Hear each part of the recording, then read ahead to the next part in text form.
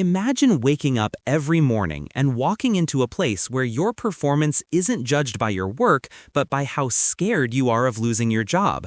A place where subtle insults are motivation and your silence is the price you pay to keep your paycheck. Today, we're talking about job security manipulation, the oldest trick in the corporate playbook. From psychology research to real-world examples, let's break down how certain bosses use fear, uncertainty, and ego to keep talented people trapped at the bottom. Human psychology has a stupidly simple weakness. When something feels scarce, we cling to it. Robert Cialdini, the king of persuasion research, warns about the scarcity principle. When resources feel limited, we become irrational, obedient, and quiet. In the workplace, the resource is job security. So what do manipulative bosses do? They create scarcity, even when it's not real. Think of the subtle jabs. You're lucky to be here. People would kill for your job. Don't complain. Others can replace you. These lines aren't management. They're psychological chains designed to exploit our primal fear of loss, even when the threat is manufactured. Let's talk about the roasting tactic. Some bosses insult their staff not because they're honest, but because it lowers your perceived value. This is backed by the downward social comparison theory, Will's 1981. People often boost their own ego by pushing others down. A manipulative boss weaponizes humiliation to make you feel replaceable, keep you from asking for a raise, keep you constantly defensive, and crucially, maintain the power balance in their favor. When someone says, "You don't know how to read," or "You guys are slaves in the market," that's not leadership. That's textbook dominance behavior, supported by research on social hierarchy preservation. They roast you to protect their rank, not to help you grow. So why do people tolerate this? Because of something called the fear loop. It's a vicious cycle. First, the threat.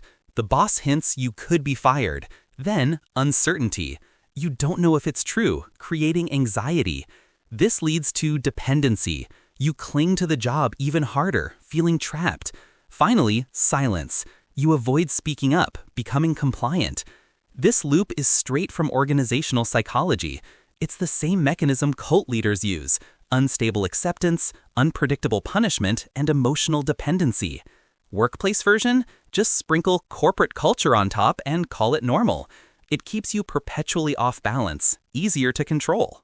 Now here's the tragedy. When you're constantly insulted, you begin to undervalue your own output. You start believing the lies, internalizing the criticism, and questioning your true capabilities. You stop realizing you're building tools, automating systems, running operations, creating solutions, and often outperforming the entire company. A boss who needs to keep you small is terrified of the day you wake up and realize you're the engine and they're just a bottleneck.